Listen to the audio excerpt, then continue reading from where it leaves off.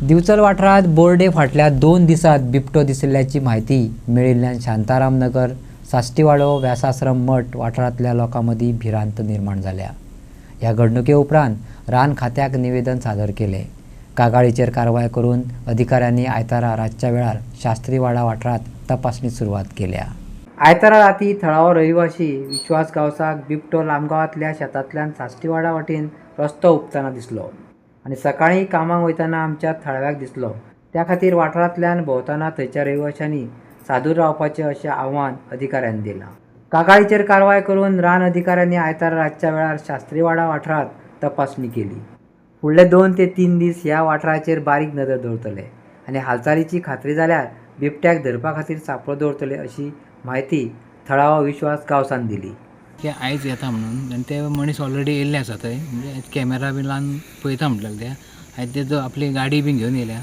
5 जाण येयल्या ते आनी ते तेंचें पेट्रोलिंग चालू आसा। तर 1-2 दीस ते म्हणपाले आमी पळयता वाट आनी आतां ते रातचे कॅमेरा लावन बसतले थंय। जर तांकां मेळ्ळें जाल्यार ते मागीर ते फुडली स्टेप ते पिंजरो लायतले अशें ते आतां म्हणटाले। पण हांव एक लोकांक हांगातल्या सांगूं इच्छिता की शांताराम नगर, सुधा कॉलनी जावं शारदा कॉलनी जे ह्या वाटेन वयता पळय तेंचेर एक 2 दीस मातशे पाशेस काडपाचे की एवॉयड करपाचे ते रातचे किंवा लेट वचपाचे बी। तुमकां सादारण कितल्या टायमार दिसतालो तो?